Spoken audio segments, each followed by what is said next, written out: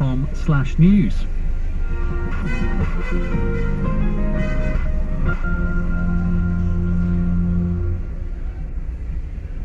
Live from London, this is Andrew Peach on the BBC World Service with NewsHour.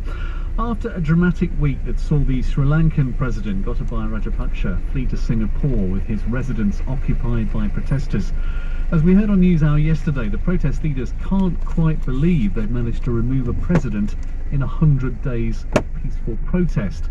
Whether they'll welcome the next president, due to be chosen by MPs on Wednesday, is another matter though. After all, the economic challenges facing Sri Lanka are not easily solved, with petrol queues stretching for kilometres, food shortages affecting millions of people and huge debts. Father Jivantha Peris came to the capital from the central provinces 100 days ago. He's been one of the key figures at the forefront of the protests. I asked him if the acting president, Ranil Wickremesinghe, is confirmed as president, whether the protests have achieved anything. We see Ranil Wickremesinghe is also part of Rajapaksa regime. It's a tyranny and dictatorship, a corrupt political system. Therefore, Wickremesinghe, who is failed 6 times as a prime minister, and also according to the political history of Wickremesinghe, he had been a political leader who caused political crimes. Therefore, we as protesters, as people's power, we don't believe in Wickremesinghe. If Wickremesinghe comes to power, it is the same like Gotabaya Rajapaksa. There will be a lot of corruption and stealing, and the national resources will be sold out, and there will be so many chaos. So what are the prospects for an economy on the brink? Let's look at that question through the lens of tea, which is one of Sri Lanka's biggest exports. Malik Fernando is director of Dilma Tea. We're primarily a tea business. My father, Merrill, founded the brand Dilma. And on the tea estates, because tea is still hand-picked, and we still call it Ceylon tea from the country's old name. We have about 25,000 workers, it's very labor-intensive. Sri Lanka is one of the few countries where we don't have any machine picking at all. It's pretty much all tools, 7 about hand-picked. And then we have around 1,200 in the production plant, packaging plant. And then in the hotel, the resort division that we set up not too long ago, we have around 500 staff. I'm conscious that on NewsHour we've spoken a lot to the protesters. We were speaking to one of the protest leaders only yesterday on the programme, and we've heard about what's happening with the politicians. How is the protest in Sri Lanka playing out for someone like yourself trying to run a business, and for the people who work for you? The issue really isn't the protests. I think that the protests are generally welcome because they are clamoring for a better Sri Lanka, a better future. I think pretty much everyone is fed up of politics as usual and continued underperformance of the country, compared to the amazing potential that we have and people have. So the protests themselves, honestly, have been largely peaceful, have been broadly supported by individuals and businesses alike. The problem is the shortages about which people are protesting. So the fuel shortages, diesel and petrol, and the resulting power cuts, which are a little bit better because we are still over-reliant on fossil fuels for power generation. So it's really those issues, primarily energy, and the shortage of foreign currency for regular importation of pretty much anything is really what is the problem. The protests are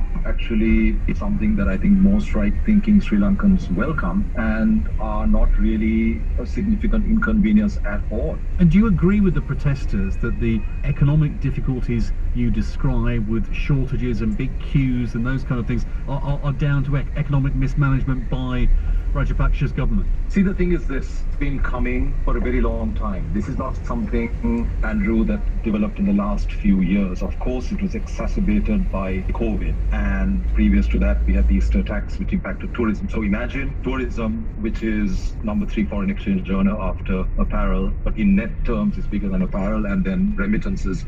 It was crippled for 2 years out of the last 3. So this issue is actually emanating from the last decade, from around 2009, 2010, when the conflict here ended. And then, there was a huge amount of hubris about the future. There was let's build it and they will come. And, there was poor management economically. There was a huge amount of waste, a lot of projects which shouldn't have been built, a lot of things that should have been done in terms of attracting investment and so on, which didn't happen. So it's really something that's been coming down the pike, so to speak, for the last 15 years, maybe. The protesters can't quite believe they managed to remove a president in 100 days.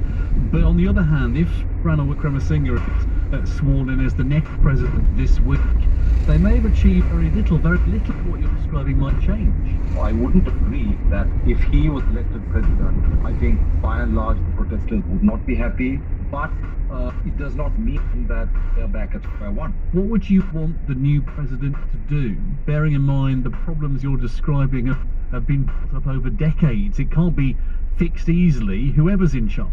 See, the thing is, the whole concept of government. The former president came in on the mandate of system change, and that's one reason why he got that thumping win in 2019. And of course, it couldn't happen because of the interests. But what the new government leader has to do is essentially rebuild Sri Lanka. They have to move towards more of a meritocracy. There has to be electoral reform where you have more competent people entering government, entering parliament, and genuinely add value. It's too much of a business now, the business of politics. In a nutshell, look at rebuilding government, bringing more competent people as legislators, rebuild the civil service, and just stop these populist strategies which have got us nowhere. They have to make government work for the people, they have to shrink government, and have to attempt to run this country at least 75%. It's an amazing country, very warm, brilliant people. It's a beautiful country if you've been, fantastic for tourism. It's a great place to live under normal conditions. But that's what the future leaders of this country, and that's what the protesters are clamoring for. They need to be given a fair chance. We have to stop this situation where there's a brain drain. I'm losing people from my hotel business. There are professionals leaving, but they will come back because there still is one country. But it just needs proper management, and that is really what I think businesses and protesters equally are clamoring for. It's going to take a very long time, though, isn't it, for the sort of change that you're describing to filter down and have a big impact on the lives of the tea pickers, the drivers, the hotel staff, for you employees? I disagree that it's going to take a very long time. I say it can happen within a year. A mindset change, as long as the leadership, we have the right leadership, set the right goals, and they engage with the people, and they are genuine. So that is a challenge that we hope we'll overcome in the next few weeks. I honestly have a lot of confidence in this country. It's a leadership problem that we have, and I hope in the coming weeks that we get some clarity on that and that we start turning things around. Malik Fernando, the director of the brand Dilma Tea in Sri Lanka.